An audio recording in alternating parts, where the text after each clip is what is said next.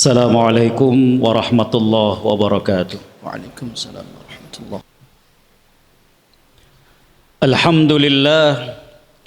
Alhamdulillahilladzi arsala rasulahu bil huda wa dinil haq liyuzhirahu 'alad dini kullihi walau karihal kafirun.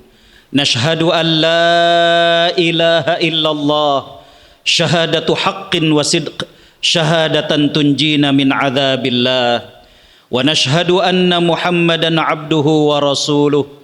Allahumma salli wa sallim wa barik ala sayyidina Muhammad wa ala alihi wa sahbihi wa man sara ala nahjihi wastanna bi sunnatihi ila yaumiddin. Ma'asyiral muslimin, usikum wa nafsil mudznibah bi taqwallah wa qad fazal muttaqun. Qala Allahu azza wa jalla fi kitabihil karim, a'udzu billahi minasy syaithanir rajim. Ya ayyuhalladzina amanu taqullaha haqqa tuqatih wa la tamutunna illa wa antum muslimun. Shadaqallahul azim. Hadirin sidang salat Jumat yang mengharapkan ridha Allah Subhanahu wa taala, tentunya tiada kata yang pantas kita lantunkan di siang hari ini melainkan ucapan syukur. Alhamdulillah. Betapa sayangnya Allah kepada kita, betapa banyaknya nikmat dan karunia yang Allah limpahkan kepada kita. Siang hari ini kembali Allah percayakan hidup. Allah mengingatkan kita dalam surat Fatir ayat 37. A'udzu billahi minasyaitonir rajim. Awalam nu'ammirkum ma yatadzakkaru fihi man tadzakkar, yang artinya, bukankah kami telah memanjangkan umur kalian yang cukup bagi kalian untuk merenung, bagi yang mau merenungkan. Allah juga masih memberikan nikmat sehat kepada kita. Dalam sebuah hadis sahih yang diriwayatkan oleh Imam An-Nasa'i, Nabi SAW bersabda, Salullahal afiyah, mintalah sehat kepada Allah Subhanahu wa ta'ala. Demi Allah, tidak ada nikmat yang lebih besar setelah iman dan Islam melainkan nikmat sehat. Dan tentunya yang paling terbesar adalah Allah masih menitipkan iman dan Islam di hati kita. Kita berharap dan berdoa mudah-mudahan Allah senantiasa menjadikan kita hambanya yang pandai bersyukur. Allah memberikan istiqomah kepada kita dan kelak mewafatkan kita dalam keadaan husnul khatimah. Amin ya rabbal alamin. Tak lupa salawat teriring salam kita haturkan kepada panutan kita Nabi Muhammad sallallahu alaihi wasallam. Sosok yang istimewa. Kalau dengan manusia biasa tumbuh rasa cinta karena pernah berjumpa, ada rasa rindu karena pernah bertemu. Tapi dengan Nabi sallallahu alaihi wasallam kita belum pernah berjumpa dengan beliau, belum pernah bertatap muka dengan beliau. Tapi Allah titipkan rasa cinta di hati kita, kerinduan yang begitu mendalam dalam sanubari kita. Kita berharap dan berdoa mudah-mudahan Allah pertemukan kita dan Allah kumpulkan kita satu surga dengan Nabi sallallahu alaihi wasallam di akhirat kelak. Amin ya rabbal alamin. Hadirin sidang Jumat yang mengharapkan ridha Allah Subhanahu wa taala. Anak merupakan anugerah dari Allah Subhanahu wa taala. Allah menyatakan dalam surat Asy-Syura ayat 49 sampai ayat 50. A'udzu billahi minasyaitonir rajim. Lillahi mulkus samawati wal ard. Yakhluqu ma yasha. Yahbu liman yasha'u inathan wa yahbu liman yasha'u dzukura aw yuzawwijuhum dzukranan wa inatha wa yaj'alu man yasha'u aqima innahu alimun qadir. Yang artinya, milik Allah lah kerajaan langit dan bumi. Allah menganugerahkan kepada hamba yang Allah kehendaki anak-anak perempuan. Kadang kita dapati ada satu keluarga yang ingin anak laki-laki, tapi ternyata dari anak pertama sampai anak bungsunya adalah anak perempuan. Atau Allah menganugerahkan kepada hamba yang Allah kehendaki anaknya laki-laki semuanya. Atau Allah Subhanahu wa ta'ala memberikan berpasang-pasangan kepada anaknya di antara hamba yang Allah kehendaki. Dan Allah menjadikan di antara hamba yang Allah kehendaki tidak memiliki keturunan. Kadang kita dapati ada pasangan suami istri, keduanya orang-orang yang baik, keduanya memiliki kemampuan untuk memiliki anak dan merawat mereka. Tapi mengapa sampai sekarang belum punya anak? Allah mengatakan di ujung dari ayat tersebut, innahu alimun qadir, sesungguhnya Allah subhanahu wa ta'ala maha mengetahui lagi maha berkuasa. Anak merupakan anugerah dari Allah subhanahu wa ta'ala. Berapa banyak orang tua yang mengharapkan kehadiran anak dalam rumah tangganya, berapa banyak biaya yang dikeluarkan oleh pasangan yang merindukan anak. Mereka melakukan bagaimana bayi tabung dan lain sebagainya. Namun ketika Allah belum memberikan anak, maka belum dimiliki oleh mereka. Ada satu fakta yang menarik dari obrolan orang tua dengan anak dalam Al-Quran. Sejak zaman Nabi Adam alaihi salam sampai kepada Nabi Muhammad sallallahu alaihi wasallam, ternyata hanya 17 dialog orang tua dengan anak yang Allah abadikan dalam Al-Quran. Dan itu ada dalam 9 surat. Yang menarik adalah dari 17 obrolan orang tua dengan anak dalam Al-Quran, 2 diantaranya adalah dialog antara ibu dengan anaknya. Dan 14 tempat atau 14 ayat merupakan dialog antara bapak dengan anaknya. Dan 1 ayat mubham, tidak dijelaskan yang berdialog itu ayah ataukah ibu dalam Al-Quran tersebut. Dari fakta tersebut, ada seorang mahasiswi di Ummul Qura University di Mekah yang bernama Sarah Al-Mu'aitiri mengangkat data ini dalam tesis master beliau yang beliau beri judul dengan Al-Hiwar Bainal Aba'i wal Abna fil Qur'anil Karim wa Tatbiqatuhu Tarbawiyah. Dialog orang tua dengan anak dalam Al-Quran dan aplikasinya dalam pendidikan anak. Yang menarik adalah di ujung daripada tesis tersebut, Sarah Al-Mu'aitiri mengatakan dari fakta tersebut seolah-olah Allah ingin mengatakan yang pertama, kewajiban mendidik anak itu bukan hanya tanggung jawab seorang ibu, tapi juga tanggung jawab kita selaku seorang ayah. Yang kedua, beliau mengatakan dari 17 dialog tersebut, yang menariknya adalah kebanyakan dialog tersebut adalah dialog menanamkan tauhid kepada anak. Itu yang Allah abadikan. Ya. Yang ketiga kata beliau, Allah bukan tidak tahu bagaimana seorang ayah diwajibkan mencari nafkah, bagaimana kesibukan dalam bekerja, bagaimana aktivitas dia dan lain sebagainya. Tapi seolah-olah Allah ingin mengatakan jangan pernah melupakan bagaimana mendidik anak terhadap apa yang Allah sudah anugerahkan kepada dirinya. Disinilah hadirin kuatal iman rahimakumullah, saya ingin menyampaikan, saya pernah berjumpa dengan seorang psikolog dan beliau menyampaikan, Pak Kiai, saya khawatir Indonesia menjadi the fatherless country. Indonesia menjadi negeri yang minim peran ayah. Dan terbukti dalam survei bahwa Indonesia menempati urutan ketiga. Bagaimana minimnya peran ayah terhadap anaknya. Saya bertanya kepada beliau, apa maksudnya? Beliau katakan banyak ayah yang berangkat kerja, anak masih tidur. Ayah pulang kerja, anak sudah tertidur. Saya katakan, bukankah weekend ada waktu libur? Bagaimana seorang ayah memiliki waktu libur dari aktivitasnya? Beliau mengatakan, tapi tidak sedikit para ayah ketika Sabtu Ahad sibuk dengan hobinya. Ada yang sibuk sepeda, ada yang sibuk dengan yang lainnya, dan lupa kemudian dengan anaknya. Saya mengatakan, terus apa solusi yang Bunda tawarkan? Beliau mengatakan, saya sedang campaign, saya sedang mengkampanyekan 30 minutes, 30 menit saja minimal seorang ayah berdialog, ngobrol dengan anaknya. Saya katakan, apakah cukup? Cukup, tapi dengan satu syarat, bahwa ayah tidak disibukkan dengan gadgetnya. 30 menit per hari, bagaimana seorang ayah berdialog dengan anaknya, ngobrol dengan anaknya, memasukkan nilai-nilai tauhid kepada anaknya, bagaimana memotivasi beribadah kepada anaknya. Inilah yang kemudian diharapkan dari seorang ayah. Mengapa kita peduli untuk pendidikan anak kita? ada satu jawaban yang sangat mendasar, tapi bagi saya ini merupakan alasan yang utama kenapa seorang ayah perlu peduli kepada anaknya.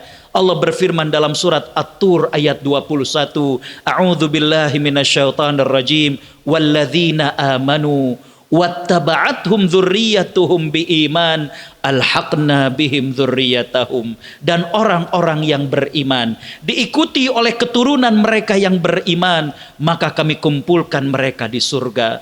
Ada seorang ahli tafsir yang mengatakan begini, kita tidak ragu dengan nikmatnya surga, kita tidak sangsi dengan indahnya surga, tapi dalam ayat itu Allah menggambarkan betapa bahagianya ketika seorang ayah dan ibu Allah muliakan masuk ke dalam surga, dan Allah kumpulkan kembali dengan anak-anak mereka, Allah kumpulkan kembali dengan cucu mereka.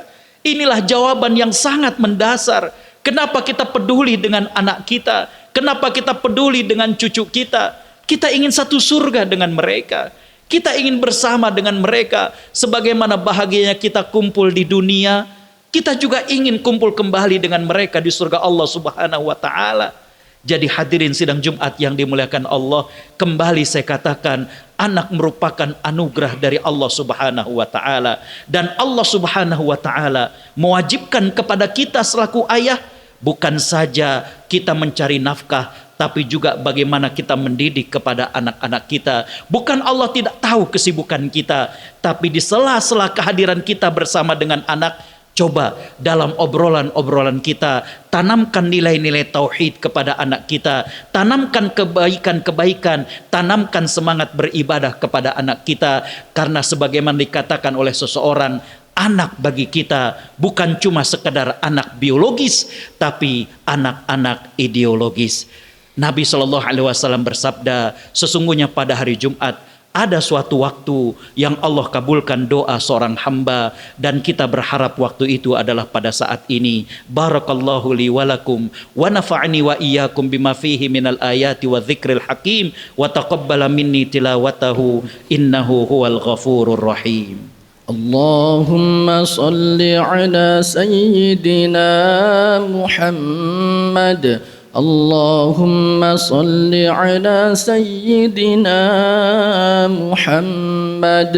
اللهم صل وسلم وبارك على سيدنا محمد وعلى آله وصحبه أجمعين. الحمد لله Alhamdulillahi wa kafa, wassalatu wassalamu ala nabiyil mustafa Muhammad ibn Abdillah ahlus sidqi wa ahlul wafa.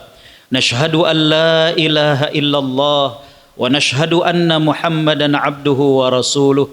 Allahumma salli wa sallim wa barik ala sayyidina Muhammad wa ala alihi wa sahbihi ajma'in, wa ba'd.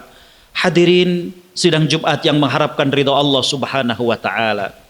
Lantas apa yang perlu kita lakukan sebagai seorang ayah? Yang pertama adalah niatkan bahwa kita ingin berubah menjadi orang yang soleh. Kalau kita selama ini jauh dari Allah Subhanahu wa ta'ala, kembalilah kepada Allah Subhanahu wa ta'ala. Karena mengapa? Teladan merupakan hal yang utama dalam rumah tangga. Seorang anak merupakan peniru ulung bagi orang tuanya. Ketika seorang ayah tidak menunjukkan bagaimana ibadahnya di hadapan anak, ketika seorang ayah tidak menunjukkan akhlak Islam kepada anaknya, bagaimana mungkin kita mengharapkan anak yang soleh? Karena itu kita lihat bagaimana seorang ulama mengatakan, la azidanna fi salati min ajlik. Nak, aku nambah salatku. Artinya beliau tambah dengan salat-salat sunnah demi engkau. Karena beliau tahu bahwa bagaimana kesolehan ayah itu akan berpengaruh kepada anaknya. Hadirin bisa buka surat Al-Kahfi, surat yang kita disunahkan membacanya pada hari ini, yaitu pada hari Jumat. Bagaimana kisah tentang Nabi Khidir dengan Nabi Musa alaihissalam. Ketika keduanya mendapati ada sebuah rumah yang roboh, maka kemudian Nabi Khidir mengajak untuk kemudian mengambilkan harta milik dua anak yatim yang kerobohan, keruntuhan daripada rumah tersebut. Maka bagaimana ucapan Nabi Khidir? Beliau mengatakan bahwa Allah Subhanahu wa ta'ala sudah memerintahkan kepada kita untuk mengeluarkan harta yang dulu disiapkan oleh ayah dua anak yatim tersebut. Di ujung kalimat Nabi Khidir beliau mengatakan, wa kana abuhuma salihah. Dulu ayah kedua anak itu adalah orang yang soleh.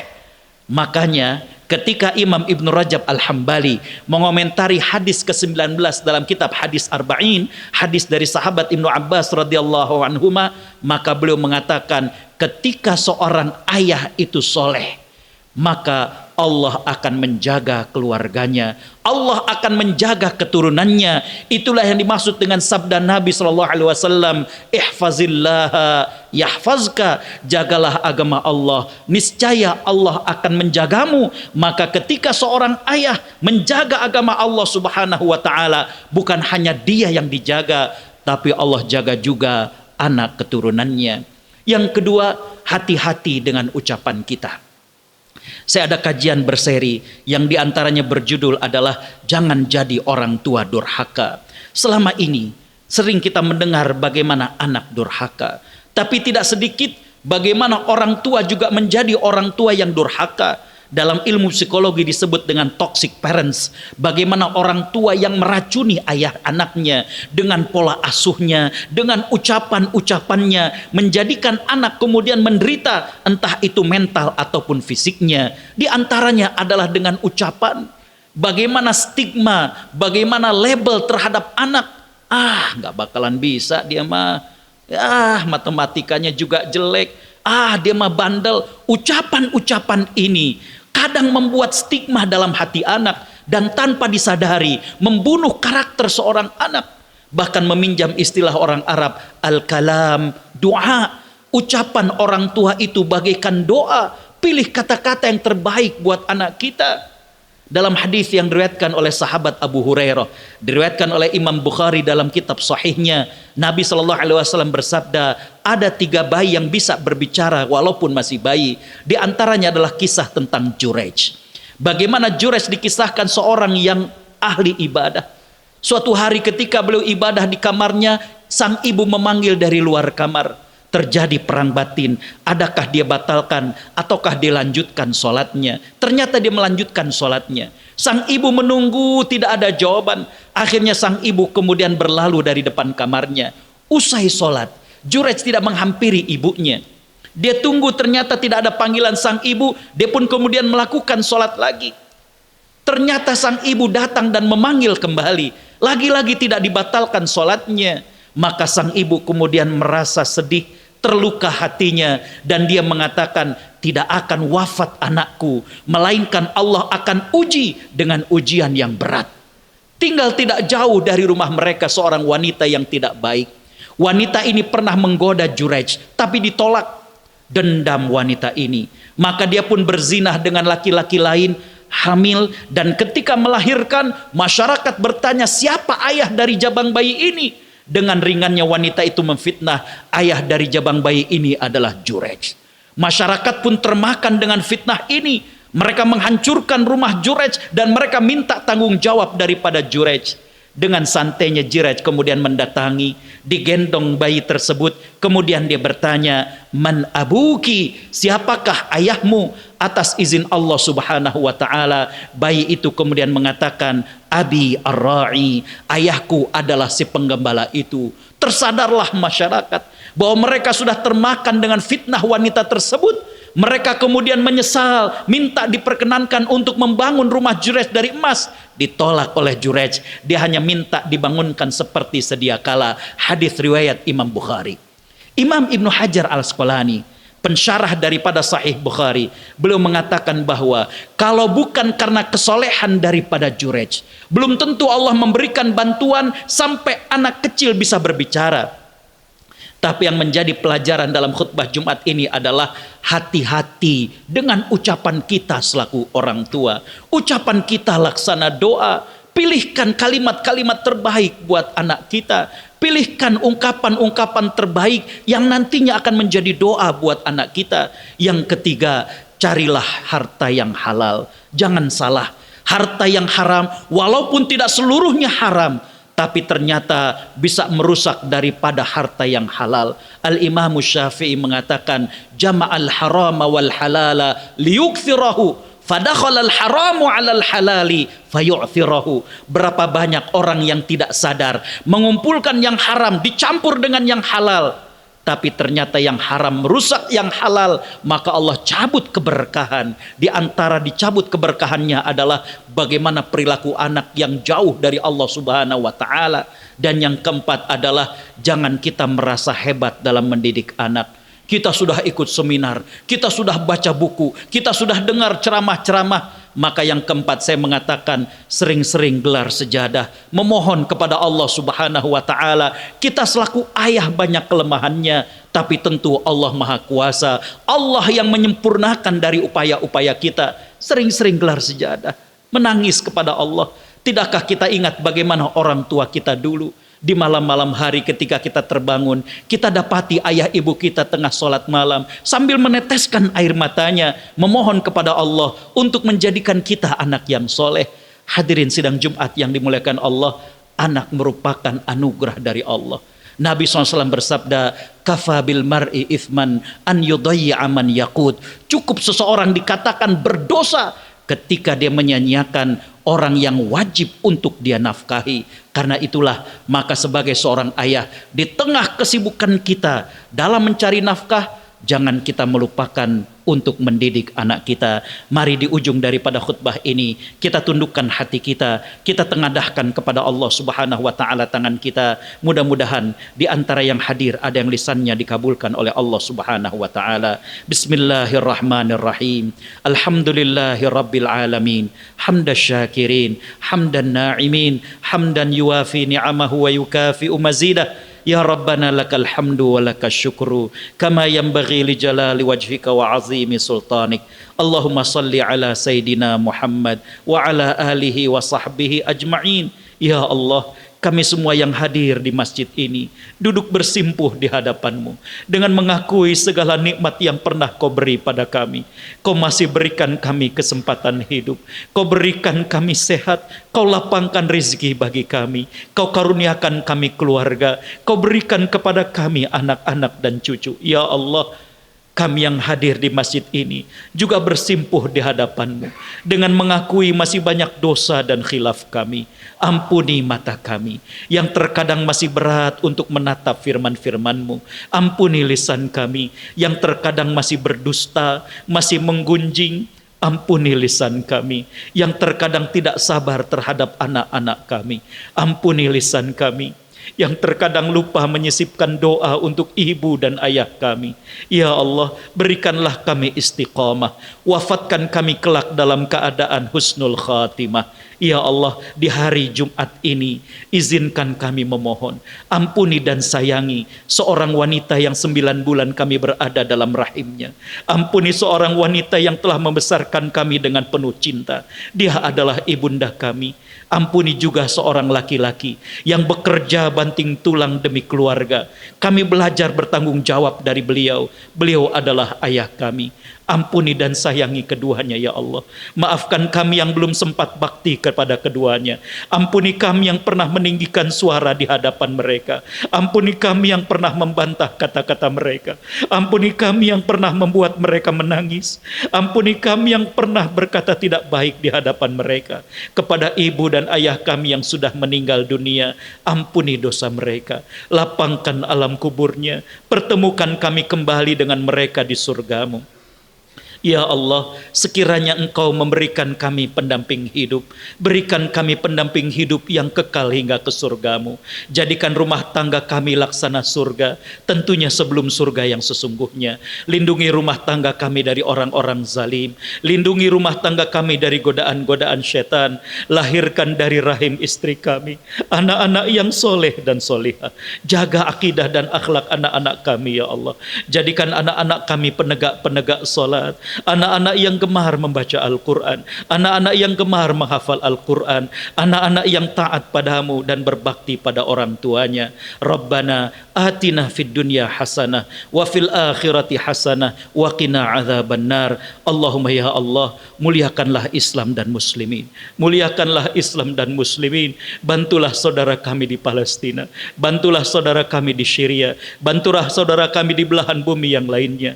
Ya Allah ya Tuhan kami, bebaskanlah Masjidil Aqsa, berikanlah kemenangan kepada saudara di Palestina. Ya Allah ya Tuhan kami, kepada orang-orang Yahudi dan yang pendukungnya, yang mereka merusak dan membunuhi daripada saudara-saudara kami, berikanlah balasan yang setimpal kepada mereka.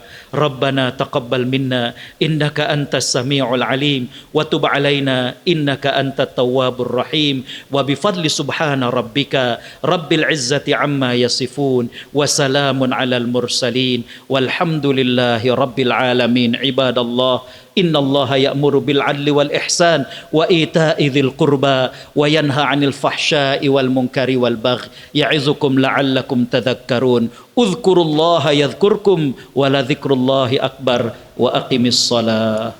Allahu akbar.